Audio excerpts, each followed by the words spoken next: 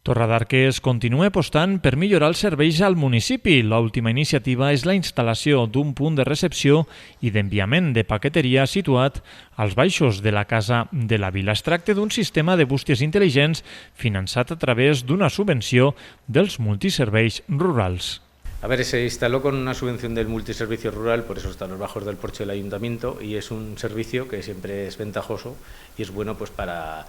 lo que sería el municipio, porque en caso de que no haya nadie en la vivienda, pues se puede depositar el mensajero a través de un código, puede depositar el paquete y en este caso la persona que lo reciba, pues con otro código, pues recogerlo. Es un servicio útil y que animamos a que todos los municipios puedan tener en este caso este servicio, porque sabemos que a día de hoy hay gente que trabaja, es imposible, los mensajeros van como van, con tiempo, entonces es lo más ventajoso posible.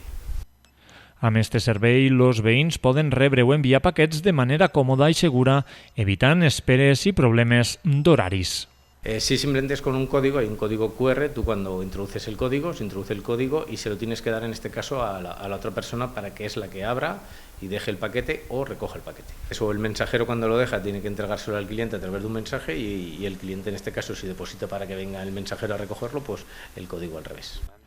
Des de l'Ajuntament destaquen que este recurs respon a una realitat cada vegada més present, l'augment de les compres per internet, especialment en municipis menuts on hi ha pocs serveis. A día de hoy todo el mundo, prácticamente todo el mundo, utiliza internet más que el pequeño comercio, es decir, que hay que seguir utilizando el comercio de proximidad, pero a día de hoy pues es como un servicio más a la hora de que todo el mundo está pues utilizando, pues llamemos Amazon o cualquier tipo de compra por internet. El sistema ja has començat a utilitzar-se en un increment notable durant els mesos d'estiu i períodes de vacances, quan hi ha més veïns a la localitat. Una ferramenta que sume comoditat i que podria estendre's a altres municipis del Matarranya.